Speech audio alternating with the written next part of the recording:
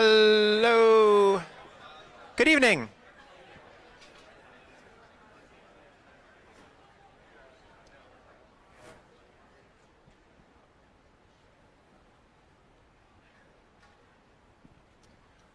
Welcome to Matter. Thanks for being here. I am Stephen Collins. I'm the CEO of Matter. For those of you who don't spend a lot of time here, Matter's been open just shy of 5 years, and we essentially do three things. We incubate startups. We have about 230 member companies now. They range from very early stage companies to growth stage companies that have raised, in many cases, tens of millions of dollars and are already affecting the kind of change that their founders are hoping to accomplish. We have a suite of services to help them at every stage of their growth.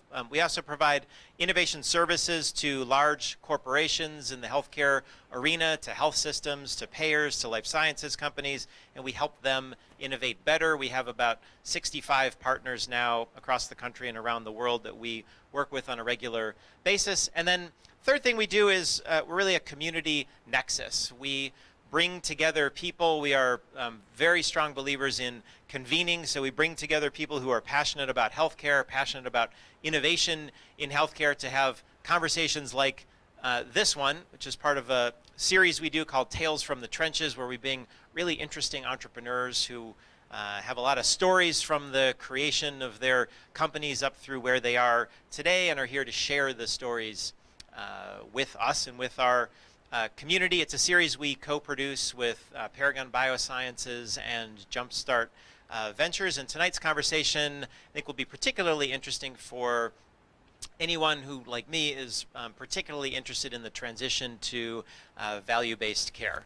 Our guest tonight is Dave Chen, who's the Chief Strategy Officer and co-founder of Nuna, which is, you'll learn a lot about Nuna through the course of the next hour, if it's not something you already are familiar with. And our moderator tonight, we're really fortunate to have Clive Fields. The invitation, by the way, said Tim Barry, so we're doing a little bait and switch on you. But Tim is one of the founders of Village MD, and Clive Fields is the other founder of Village MD. So since Tim isn't here anyway, we'll say we upgraded to his co-founder, Clive Fields, who's the Chief Medical Officer and co-founder of Village MD. He is a family physician. He's been practicing for 30 years. He lives in Texas, in Houston. He also runs a medical group there. He's been recognized nationally by the American Academy of Family Physicians for the work that he has done and is doing. And Village MD, which they started, I think, 6 or so years ago, has raised about $200 million, at least $200 million so far, to really transform primary care. And they work with physician practices in a number of markets, really helping them implement value-based care. Their results are pretty incredible. That obviously isn't the subject of tonight's conversation, but if you're really interested, we did have Tim Barry here as one of the guests, and he talked a lot about the trajectory of his company and what they're able to accomplish, and that is archived on our website in case you're interested in going back to look at it.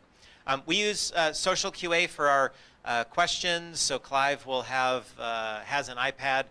So if you have a question, either in person or for those of you watching the live stream, go to matter.socialqa.com. You can ask your question, and he will sort through those through the course of the evening. So with that, please welcome Clive and Dave. Great. I think we're all ready to go. Thank you very much for the introduction. Briefly, I am a physician, and the types of things we're going to talk about and the types of things that Dave and his company have done are impacting healthcare at the provider level in ways that I think we can't imagine, in not just the distant future, but in the near term. So super excited to be here, super excited to meet you. I was going to share, I just got a text from my wife. She has 2 tickets to the 7th game of the World Series in Houston. And so I'm not that excited to be here, but we certainly are hoping that the Astros do well today, given that the Cubs are not in the World Series. So Dave, it's always interesting when you talk to people who've had a fair amount of success, certainly early on in your career. And I think a lot of people are going to want to know what you're doing today and what you're working on, but I'm always more interested in kind of how you got here. So I'd love you to talk a little bit about kind of your educational background, and then I'm going to ask you about your first job and whether that was a good choice at the time. But talk to me a little bit about kind of how you got to this position as a co-founder of Nuna. Yeah, we only have an hour, right? So, Yeah. okay, I'll make I'll this cut quick. you off. That's what doctors do. First of all, I want to thank everybody for braving the rainy night in Chicago. I'm honored to be here.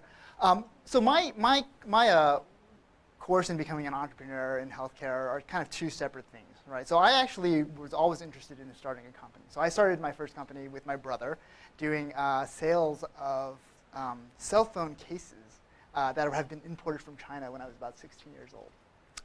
At that time, I was in high school, and I worked at the most glamorous place in the hospital because I volunteered there, the medical library. So who here has actually been to a medical library in the hospital? So for those of you that haven't been there, I don't know if they even exist anymore, but this is back in the day when physicians needed to go look at primary literature. They went to the library, and they looked for their source material in order to treat patients. Now we have UpToDate and all these things, but about 20 plus years ago, that didn't exist. So I got my first exposure to healthcare data curating a medical library in Excel. Fast forward a few years, I went to undergrad at USC. That was the time during so I started school when there was a dot-com bubble, right? So back then, I'm like, oh, I'm going to be a computer engineer. I'm going to make a ton of money. By the time I graduated, that was a complete and utter failure because then the bubble burst. So I'm like, okay, what am I going to do? So my first job out of college was actually as a web programmer for like a Monster.com. Does Monster.com even exist anymore, or does everybody use LinkedIn? But it was a job search kind of engine. So I was a programmer there, and I'm like, what am I doing here? This is like, I don't want to be doing this. I don't want to be creating websites. I'm not good at it. You know, I loved my undergrad in computer science. I loved kind of understanding medicine. But back then, there weren't any programs that really melded the two together. Medicine, biomedicine, and computer science. Everything was still like very disparate. I luckily found a program at Johns Hopkins in bioinformatics. So I came out for 2 years, went to Hopkins, got my master's, worked at the National Institutes of Health, again, in the basement. All the medical libraries and places I work at are in basements, right? So I worked at the Diagnostic Radiology Center at the National Institutes of Health, trying to help them build semi-automatic segmentation methods for measuring fibroids and cancers and things like that. So I got a Which is a bad thing for those of you who actually aren't aware. But by then, I was like, OK, I'm really interested in what I could bring to kind of the intersection between medicine and computer science. So I applied to a PhD program at Stanford, and I got into the biomedical informatics program, focused a lot on actually the integration of electronic health records, genomic information, et cetera. During my time there, I started 2 companies, neither of which succeeded. The first was around trying to capture consumers' building of a family tree, right? Because in healthcare, a family tree can give you a lot of information, maybe more than what genetic testing can do. If you're having breast cancer, for instance, like, yeah, your BRCA1, 2, they're really great genes for identification of cancer. But your family history, if I knew your mom and your grandmother had ovarian cancer and breast cancer, well, likely is you are at high risk, right? So we were trying to build a consumer product around building family trees. Funny story, a couple of years ago, another company called me and said, can we buy your IP? I'm like, I don't have any IP. And then the second part of that was we started a consulting company because during that time was during the Great Recession, and you know, we were trying to use stimulus money to support research because there was a stimulus package out. So we called our company Stimulomics. Sorry, this is going long, but near my end of my graduate career, I actually started a company with my co-founder, Jeannie. We were introduced by a mutual friend, you know, typical Silicon Valley story. We met at a coffee shop on University Boulevard, and we talked and created a company. You know, that was 10 years ago, so it's been a long journey, right? But during that time, I graduated. I actually worked at Netflix for 3 years while we were bootstrapping our company because we didn't want to take any investment early on. So we wanted to prove there was some sort of product market fit. So I actually worked at Netflix helping with their data science around their global expansion.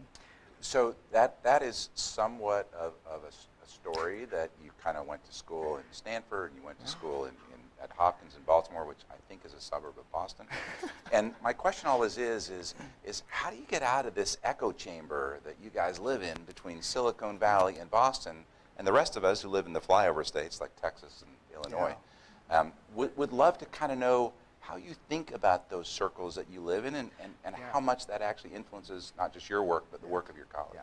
So I always like to say, right, healthcare is not a California company. It's not, California is not a place to do healthcare, right? Really, healthcare in the US is across all 50 states. So the only way you're going to actually learn about healthcare is to actually go meet people, build networks, go ask interesting questions, go to talks, and actually identify problems that affect the vast majority of the citizens in this country, not just those minorities that live on the coasts, right? So you started a company and there was a problem. What was the problem that you thought you were going to solve? And then eventually I'm going to ask you at the end of the night whether you've solved it. But tell me, when you're sitting in that coffee shop having this conversation, what was the problem that you thought existed? And tell me how you went about tackling it. Yeah. So the funny thing is, when my friend introduced Jeannie and me, she basically said, I was working on genetics at the time. Jeannie was working on genetics at the time. Our friend was like, you guys should talk because you may want to start a genetics company. So the first thing we did when we met one another was like, I don't really want to work in the genetic space. This is not the easiest way to actually make a difference in the country. Back then, this was like over 10 years ago, right? You were talking about like, genome screenings and all this kind of stuff. And we just wanted a faster way to get access to data. So back then, data, it was even more siloed than it is now. So the first problem was, how do you get access to data in quantity so that you can do interesting things with it? And back then, we targeted our sites on self-insured employers. These are employers that have probably over 10,000 employees. So for example, some of our early clients were Home Depot, Facebook's, other kinds of companies. Home Depot probably had 200,000 employees. Facebook had around 20,000 at the time. So they would actually bring data to us so that we can do analytics for them. So on one side, there was the data problem, right? How do you actually get access to data, which still isn't a solved problem, but it's getting better. The second problem was, what do you do with this data now? You can have tons of information, but then what's the North Star for what we wanted to do, right? So our North Star has always been, how do you bend the cost curve of healthcare in the US? Right now, it's about 20% GDP.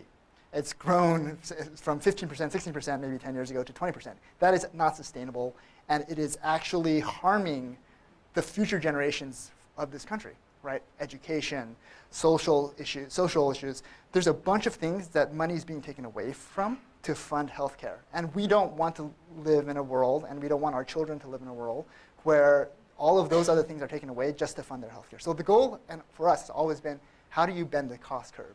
Now, in healthcare, that is a very, very hard question. It's taken many, many years to figure out what are the right partners, what are the right data sources, what are the right levers you can use to even try to bend the cost curve. So our initial hypothesis was that we would work with self-insured employers because they had tons of dollars. They had tons of leverage to negotiate with providers to actually bring down the cost of care or to peg prices to some sort of quality measure. And over time, we learned that that just isn't the case, right? Even through national alliances like the Health Transformation Alliance, where they bring to bear hundreds of thousands of lives, they just couldn't do it. And there are many reasons why they couldn't do it. But that was one of our kind of first mistakes, if you will, right? Which is, we wanted to go down. We had a North Star. We wanted to bend the cost curve. We thought that doing this would be by partnering with self-insured employers. We worked with them to get their data, and then we got stuck because they were more interested, rightly so, in managing their own companies, their employees' health, but not really pooling their information, their leverage, to actually change the healthcare system. So that was kind of an area where we were like, okay, 3 or 4 years in, we're like, or 5 years in, we're like, this might not be the right stakeholder for us to target. So it's funny, we went from a coffee shop where two people are chatting to clients like Facebook and ultimately the federal government. Mm-hmm. How did two entrepreneurs actually enter space that you can't even get a call or a phone number or an address or who's in charge? So talk to me a little bit about kind of how do you get a big client like Facebook? And then when you move forward, how do you get an account or how do you get a client like the United States government for a project that we're going to start to talk a little bit about? So I wish I could say that this was all planned or this was all aligned and this one fell into the other. That's not what happened at all, right? So while we were building our company working with self-insured employers, my partner Jeannie got a call from President Barack Obama, basically saying, we need your help.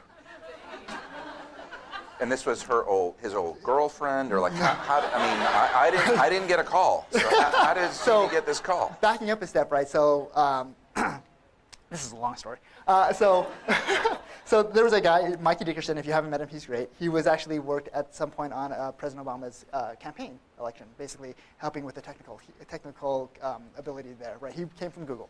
He knew Jeannie. When healthcare.gov was launched and broke, President Obama brought Mikey on board to help fix it. Mikey brought Jeannie on board, and Jeannie's also known as the Queen of Errors. There's a Time article, go read it, it's funny, but she's called the Queen of Errors. She helped them kind of make sure that healthcare.gov was ready to go on prime time, right?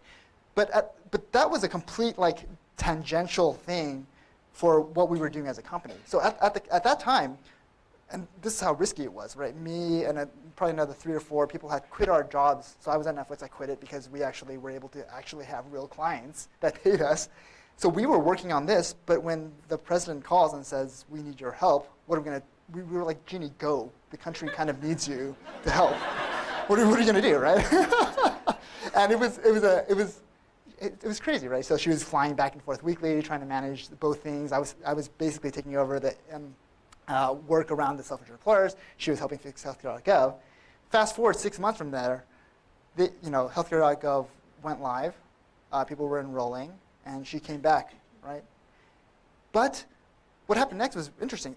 Another fire happened at CMS. So, and this is the thing we're still working on, right? So Nuna right now is the federal, we built the federal repository for all of Medicaid in the federal government. So it processes probably 80 million lives per month, interacts with all 50 states and 6 territories. Before we had this contract, I had no idea that there were 50 states and 6 territories. I'm like, 50 states. But we actually deal with 56 entities sending monthly data feeds to what's known as TMSIS.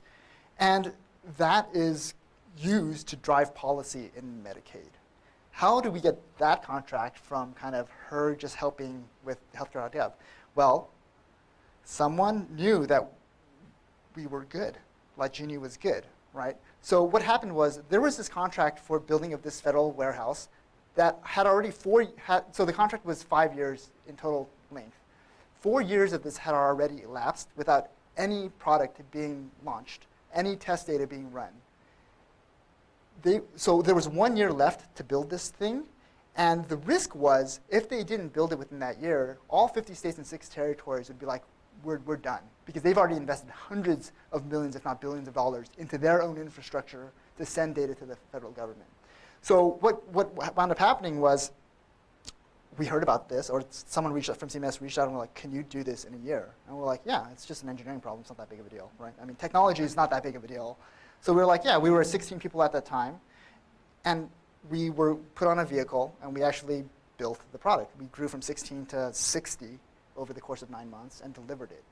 And it's still running right now. The product was? The product was basically ETL, data ingestion from all 50 states, 6 territories, 8 data feeds, medical claims, enrollment, pharmacy, et cetera, landing it into kind of a data lake, if you will, and then basically moving that to an analytics repository so that policymakers can use it to support their Medicaid policy decisions. So the end user of the data was the government? The government, right. And government entities. And government contractors. And I know I recently read that you're doing some work in North Carolina. Yes.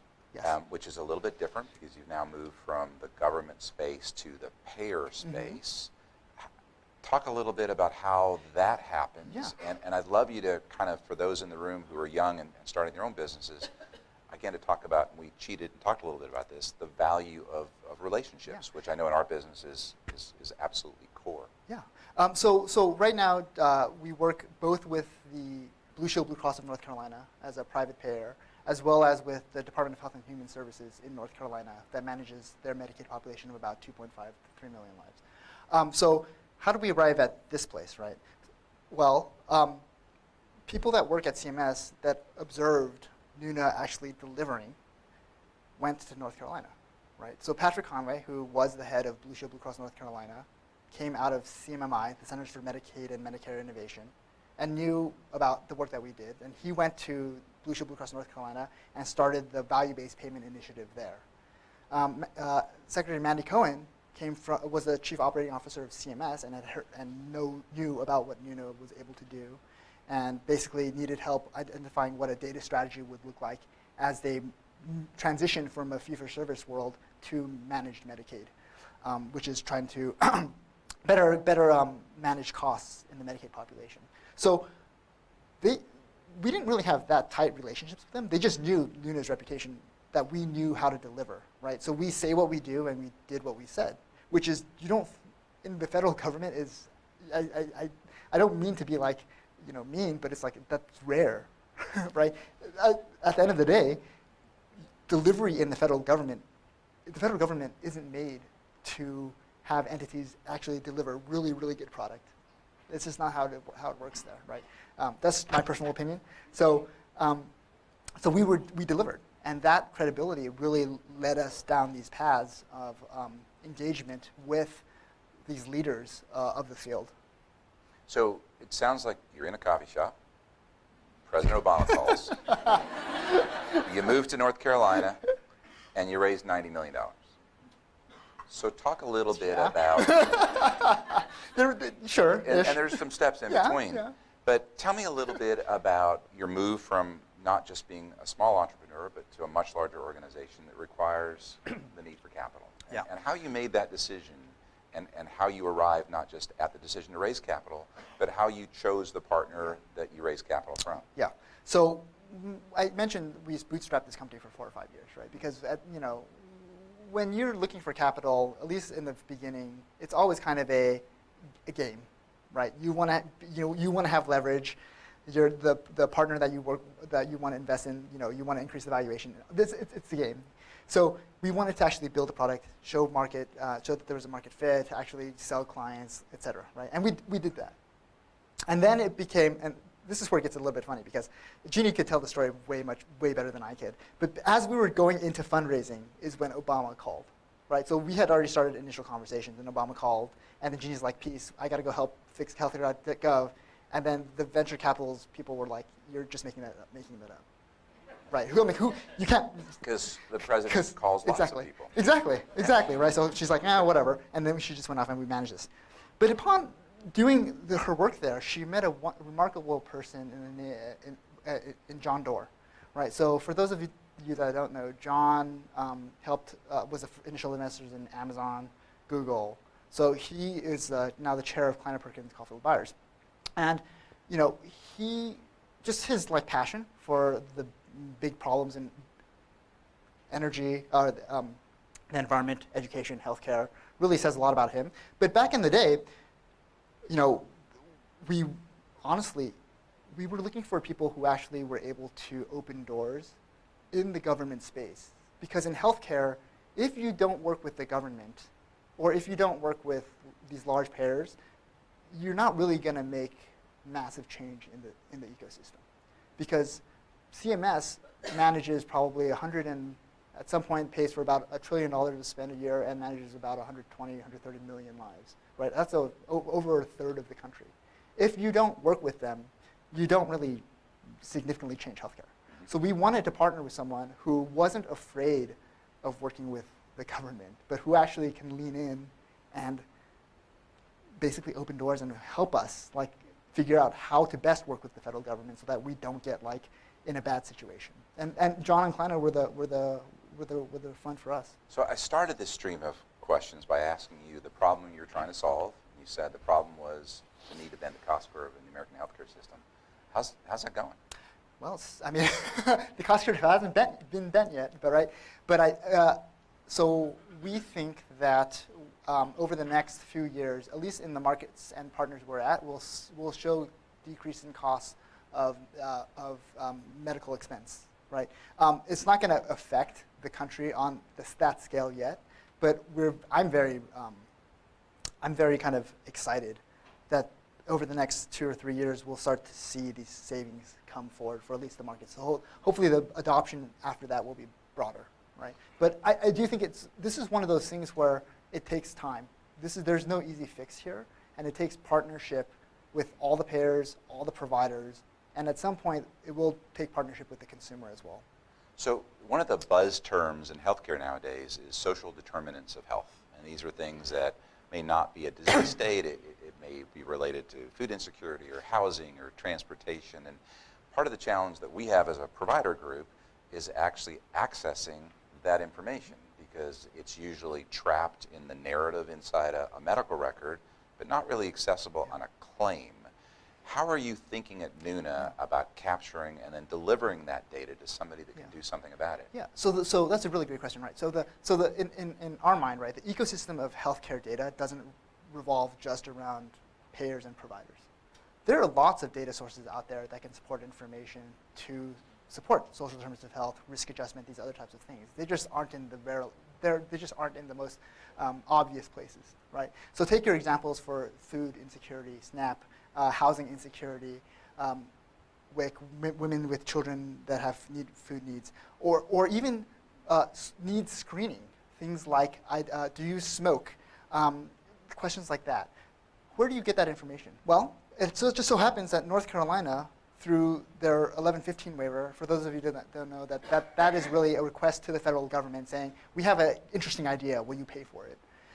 They are actually collecting all this information, right? They actually are, the Secretary, Mandy Cohen, is putting these initiatives in place in North Carolina, something called Healthy Opportunities, where as they transition to managed care, they are requiring all of the healthcare plans out there to collect this information from their beneficiaries. So that is a data source that will exist. It doesn't exist yet, but it will exist. So then how do you take advantage, or how do you support the state and providers in the state by leveraging that information to drive better care to the consumer, is the question that we need to be asking.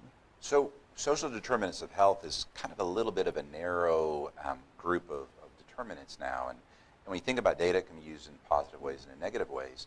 Should you be delivering things like credit scores, criminal histories, other things that may impact decisions that providers make? Yeah, so I am very, very hesitant in just like saying, okay, just because we can give you data, we should give you data, right? There's a very fine line between what's available in the realm of possibility to what's responsible. So in the healthcare space, and this is something that I think everybody here will tackle, is how do you have proper privacy around data? How do you have proper governance, security, so that we don't wind up in a situation where Silicon Valley is honestly dealing with right now, right? Their privacy and policies and security of their data has been lax, and look at all of the kind of trouble and on the news that it's caused. In healthcare, you don't have room for that. You have to go in and understand and create systems by which you can manage that information appropriately for the consumer. I'm not an expert in privacy law. I'm not an expert in privacy. I know what's creepy and what's not creepy, so I call it the creepiness index, right? Giving a provider your credit score, to me, is creepy, right? Giving a provider my food status, or if I'm on food stamps, might actually be useful. But that's just me. This requires a lot more research and a lot more partnerships with constituencies all over the healthcare spectrum to figure out what is the right information that needs to be sent. Does it need patient consent? All of these things will come up. So you're talking about big data, and you're talking about putting it in the hands of people that can actually do something about it, whether it's legislators at a government level, whether it's providers actually in an exam room. I know that every day, or not a day goes by, that somebody doesn't approach us about AI, machine learning, all these things that in some way are going to go around traditional providers instead of through traditional providers. Share a little bit about how you see those types of technologies today and where they might get to in the future. Yeah, so I have a specific kind of perspective on this, and it might be a contrarian perspective, right? I actually think that all of these novel technologies that are coming out, I should say technologies that are used for these use cases, need to go through the provider. The provider needs to be in control of leveraging these technologies for their workflow. I know in Silicon Valley there's this concept of like, oh, we can just build AI machines and you don't need the provider, especially primary care physicians. What do they do anyways, right? And that's not the case. That's, from my perspective, that's like, okay, you probably never even go to the doctor or need healthcare. You can say that to some extent. I do think that there's a lot of value in AI and machine learning. I think that right now the applications of AI and machine learning are a little bit, they should be, I think personally they should refocus onto the data quality much further upstream than they are on the outcomes, right? So imagine a world where you're building an automated car like a Tesla, and your sensors are broken, and you don't actually know what a lane is, and you're trying to train the car to drive in a city, that's not going to work, right? You have, in healthcare, outside of a certain number of fields, it's very hard to find gold standard sets of truth, your standard set of, your gold standard. So how do you train any machine learning to? What are you predicting? The caveats here are in imaging, in pathology, in some of these kinds of areas, with deep learning and other types of methodology. I think there's actually, because there have been decades of actually capturing information that will create your gold standard. So it's much easier to create applications there. The danger is when people start looking at, okay, just send me all my EMR data. I'm just going to munge it and tell you, Persian A, you're more likely to have a heart attack in a month than now. What's a physician going to do with that? Unless you can tell them why, right? A lot of the AI machine learning algorithms out there maybe can predict something, but it's missing the component of what do I do about it, right? So that's the issue. That's why I'm always like, it could be a tool if used appropriately, but without the provider kind of interpreting it, it's dangerous. And I'll give you another example, because my husband is a high-risk OBGYN, right? So a colleague of mine in grad school basically asked us about, I can come up with a predictive model for preeclampsia. Well, my husband said, he's like, I can already tell you the likelihood of a preeclamptic. If you're going to give me an advice, if you're going to give me that likelihood 2 weeks before I would actually have diagnosed it, what's that going to do to me? It's not going to make me change my pattern. It's going to make me more anxious. It's going to make the patient more anxious, and there's nothing you can do about it. So then, is it valuable to create that analytic? Is that valuable to create that solution? And these are the questions that are daunting in healthcare, but also very interesting in healthcare, right? Because it is a really valid question. Is it valuable then to create an application that predicts something if you have nothing to do with it? So the other word that comes up all the time in my work is interoperability and the lack of it. Thoughts on solutions? Is that a government problem, a private problem? How are we actually going to get all this data to talk in a way that we can actually get it both faster, more accurately, and actually do something with it? I think interoperability is going to be key to the future of healthcare. I think that interoperability to create a longitudinal individual record is going to be massively important, especially for things around better risk adjustment, better care gaps, all of these types of things. Who do I think is responsible for it? I think everybody's responsible for it, right? I think the government's responsible for it, and they're moving towards that already. If the recent regulations around this are that payers must enable data access via APIs to their Medicaid beneficiaries. Things like the Blue Button initiative, where it gives the consumer the right to handle their own Medicare data, is important. That will eventually get to Medicaid. I think it's the providers and plans' responsibility to align themselves so that data can be shared for the benefit of the consumer, not held as IP, right? As data flows more freely, more and more products that actually affect the consumer and are used by the consumer and actually are leveraged by providers or payers can be developed. And that's happening, I think. So from what we see, as payment around value-based care aligns, there's much more free data sharing. There will always be this kind of fear of sharing information, whether it's because someone's going to be audited, whether it's because it's going to be embarrassing to see that your quality is not as good as someone else's quality. Fine, that all exists. But we need to build an environment where data and information becomes transparent. So the other word that you used, which before I brought it up, was unsustainable.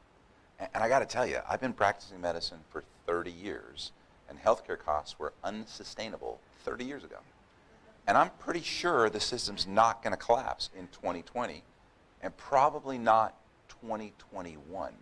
But people use that term a lot, that healthcare costs are unsustainable. What is the breaking point where it really isn't sustainable, and people start to make really hard decisions about whether we should be doing kidney transplants in 90-year-olds? I'll share a personal experience. I had a 90-year-old patient last week die from complications of a knee replacement that she should never have had in the first place. But we are in a situation where everybody who wants anything gets everything. So how do we stop this kind of insatiable demand for more high-tech, precision medicine at costs that are truly astounding. And where is that breaking point? Yeah, I wish I could answer the question about the breaking point, but considering our debt is over $1 trillion right now, like we're just going to keep printing money, and at some point, who knows? The macroeconomics people can argue and say, right now all of that hypotheses are being played around with about whether or not that's good for the country or not, whatever. I wish I could give you an actual number of when the breaking point is, but like you said, it was a breaking point 20 years ago, 10 years ago, now, 20 years from now, we're still going to provide care. We're still going to, the country is built in a way that the people who need care, the people who can afford care will always get the care that they need. The issue is the people who can't afford that care. When you look at the Medicaid population, which is 80 million lives in the US, in California it's a third of the state, they're not going to be able to afford it, right? So what's going to happen to them? Are they going to just keep getting squeezed so that they don't have health care? And we can take politics out of this completely, but at the end of the day, there's a point at which providers, they already don't like taking Medicaid patients because it's very hard to support that payment structure, right? So if they keep getting squeezed, what happens? They're not going to want to take Medicaid patients at all. And right now, access to Medicaid providers is already challenging, right? It's not like Medicare, where everybody, 96% of providers take Medicare. With Medicaid, it's like 50%, 60%, maybe. So you're going to have access issues. You're going to have reimbursement issues. And at the end of the day, that's going to be the tipping point for larger changes, I think. So I think it's going to start at the most needy level, and then that'll roll into different parts of the state. So lots of questions from the audience that are kind of in a general theme, and that is why previous attempts to bend the cost curve have failed, and specifically why people who pay for health care, like large employers, have not been able to exert their influence and actually drive a different result. I think a lot of it has to do with volume, for one, right? Like large employers, even though they're large employers, they don't actually have a large percent of the market region, right? If you look at the large employers that actually have market volume over 10%, it's like Caterpillar and Peoria, and they're actually doing something interesting, right? They're trying to change primary care.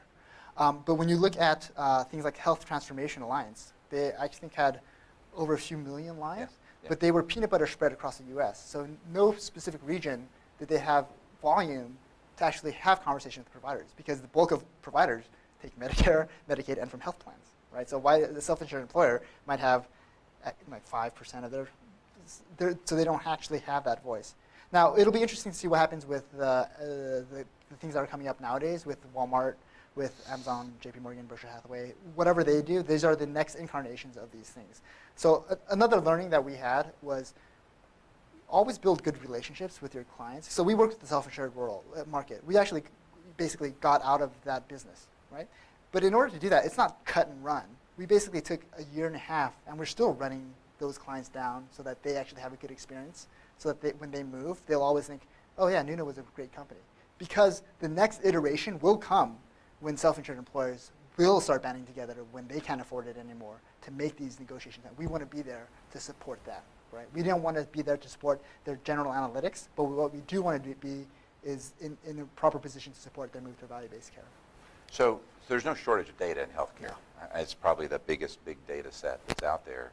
And the organizations that have held most of that healthcare data have been the large payers, the Anthems, the Cignas, the Aetnas, the United. It doesn't sound like they've had a lot of success at bending the cost curve, and there's clearly some misaligned incentives in there. When you think about healthcare data, where should it go and who owns it? Is it a patient that should be carrying it to a provider? Is it a provider that should know it about their patients? Like, what's the most valuable place for this data you're pulling out of all these disparate sources to actually end so somebody can do something with it? That is a loaded question. So backing up a step, I think the consumer owns the data. That doesn't mean the consumer can do anything with the data, right? They should have ultimate responsibility for owning that information. I think the entity that can do the most with data to support the consumer is the provider. I don't think that the data that's given to a provider can support them in making those decisions for a consumer, because data in a vacuum is kind of useless. You kind of have to generate what is the right information to give to a provider to manage a patient. I do think over time, in the next 10 years or so, there will be applications for the consumer that will target specific things that they can then use.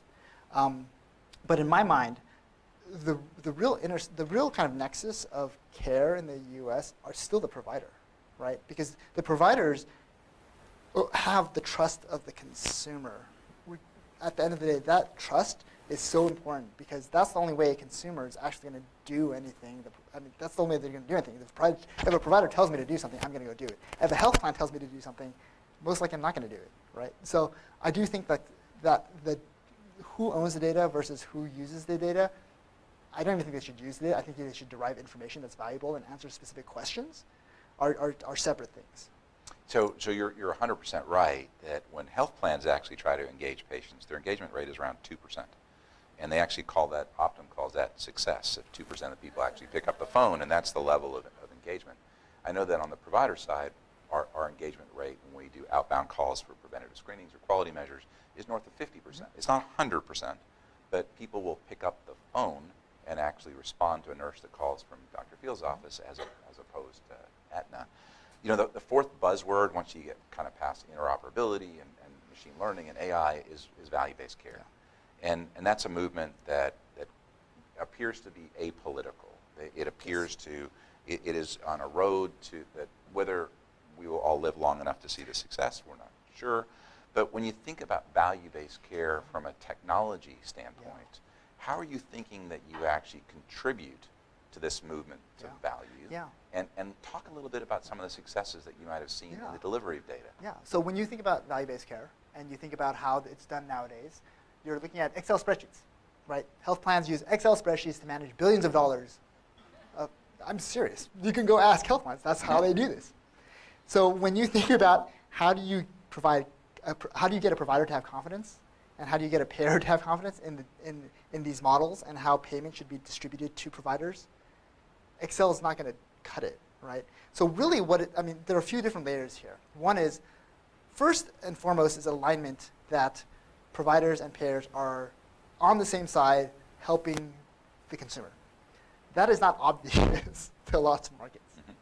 In some markets, it is.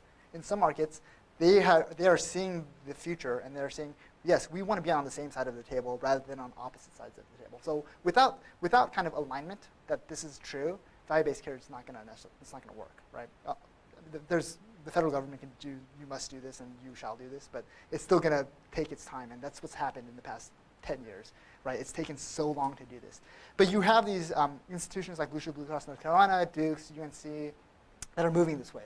So given that people are aligned, or say 75% aligned, it's imperative that data and technology and interoperability can pull information from all the sources and be transparent to all the stakeholders so that they see the same thing.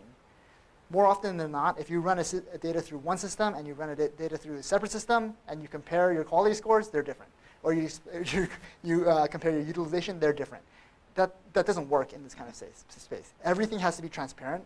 The lineage of information, the lineage of data, the provenance of that information, where it came from, how you calculated, what the math is, needs to be transparent to the providers and the payers. And then you become the de facto ledger by which these transactions and these payments are done. Without that, without this trusted kind of platform, you're just passing back Excel spreadsheets, right? And then the next question is, how do you get more involvement of providers into these models? So then there must be tools that support showing a provider how they are going to benefit from this model or not benefit from this model. Without those tools, right now, like if someone asks a primary care physician, you should come into this new value-based care arrangement, they're going to be like, I don't know how much money I'm going to make or lose. Why should I get into this model? So there's a process that needs to happen that involves, the technology isn't hard, to be honest. It's really about how do you align stakeholders, how do you basically bring everybody together, and how do you start building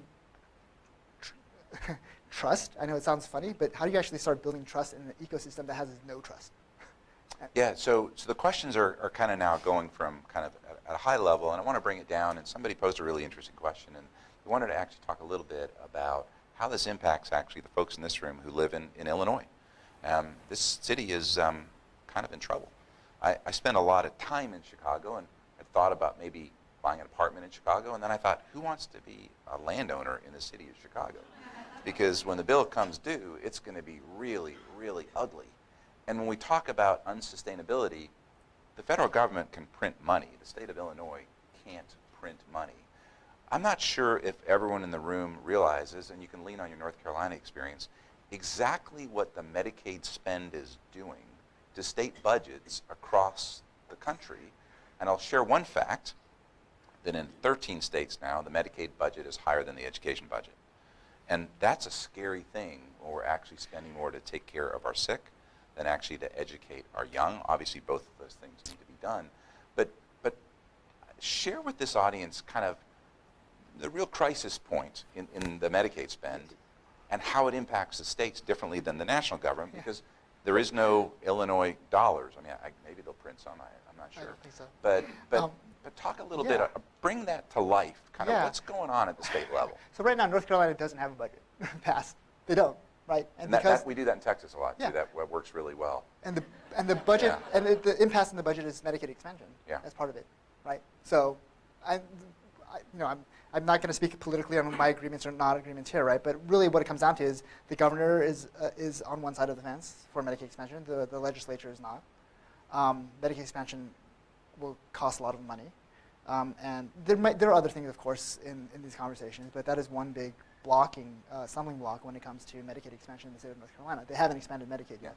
And Texas has not either. Illinois actually has. But it's certainly not decreasing the state budget amount of the percentage being allocated to the Medicaid and population. what's happening because of their budget impasse is that the Medicaid transformation that was supposed to happen in November, or like now, is being pushed back to February, and maybe pushed back even further, so that people aren't actually moving toward a managed care scenario, even though the state's already spent, I don't even know how much money on kind of this transition. So the budgetary impact of Medicaid, because you're absolutely right, you can't just like print money. You have a budget. You have to satisfy that budget, right? So unlike the federal government. So they're already having impact in kind of states' functioning of total budget, which accounts for education, everything else, right? So it's already having these impacts. Yeah, I think people are focused a lot on the Medicare spend and what's happening at a national level, and they've actually missed the crisis at the state level, which again doesn't have the tools to print their way out of that issue. So I'd love to spend the last kind of 10 minutes getting a little bit more personal. And a lot of the questions that come up when people talk to entrepreneurs with your success is talk a little bit about kind of what you wish you knew then that you know now, and the mistakes that you've made that you kind of still hide your head a little bit and cringe, and how you not just made them but recovered from them and learned from them. Yeah, okay, so the first one, which was the first question? So I can't remember that. Can you guys remember? What was the serious. First one? So I'm just trying to relive my past. What do you wish you knew now, or then that you know now? What I know now that I wish I knew then was, it's okay to, like, people say pivot is a bad word, right? But I don't think it's a bad word. I think really it's okay to learn from the market. You must learn from the market in healthcare, because your initial ideas, while they may sound great in sort of philosophically, they don't necessarily align to kind of how the U.S. healthcare system works. So it's okay to make a change. It's okay to try something and fail at something and then reposition yourself, right? That's not a bad thing. It's actually not smart if you are going down a path gung-ho because you believe your idea is the best idea in the world and that everybody else is wrong.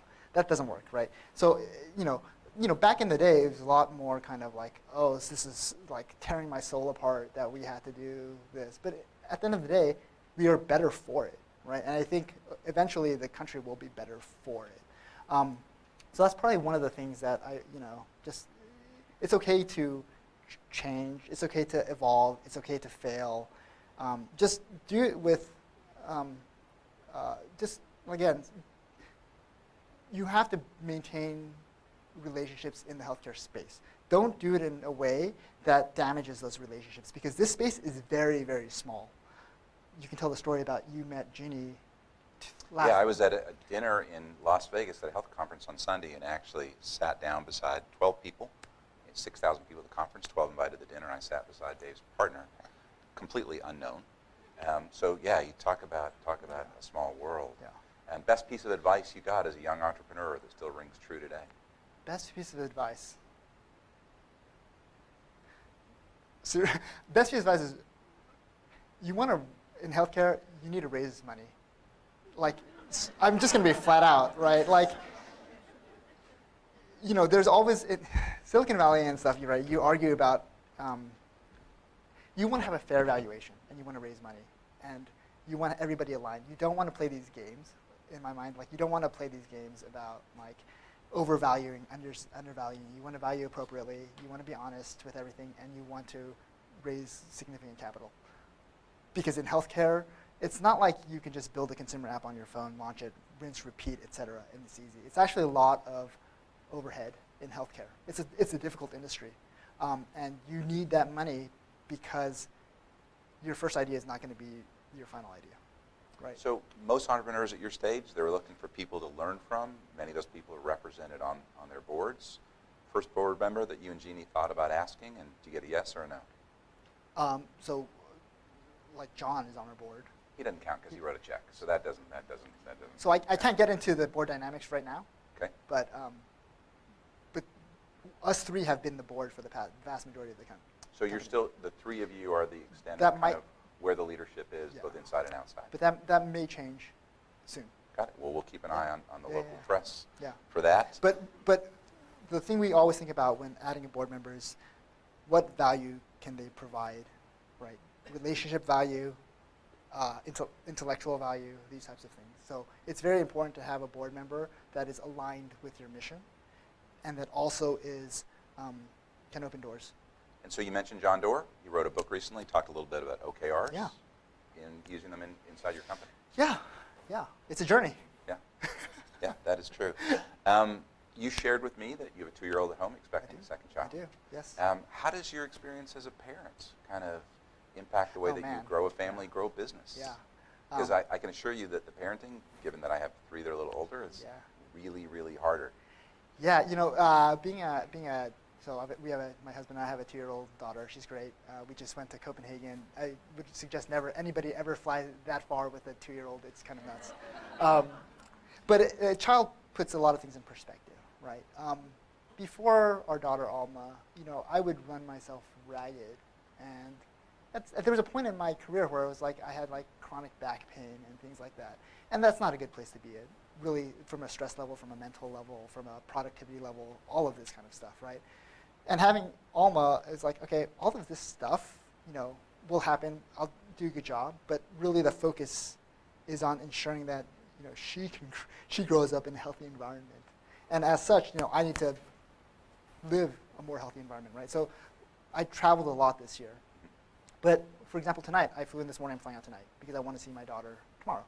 Like, that's fine, but I'll make those choices because the priorities are my family to some extent. And this is my last trip out, traveling anywhere, because we're expecting our next child. We don't know the sex, sometime in early December. But it can always come early, and it's not worth it for me to go on a business trip and miss the birth of a child. Like, there's no... So spending time growing a business, spending time growing a family, how are you taking care of yourself? I go to Barry's a lot. Yeah. Sounds like a place you need to discover. That's awesome. Big plug for Barry's. Barry's is great. And Barry's is a high-intensity training workout place where you like... Or like an Orange Theory or yeah, something like but that? better. Got it. Yeah. Better. We don't have them in Texas, so that can't be that. There's one in Chicago, right? Yeah. So I have to tell you, it's rare to meet a technologist that is as grounded in reality as you are. There's usually lots of people that think that they're going to solve things with apps, and I'm not sure that healthcare is going to get solved with an app. But I can't tell you how much that I've enjoyed getting a chance to meet you and talk to you, and I hope the audience feels the same way. So Dave, thank you. Thanks very much for putting yourself through this. Thank you.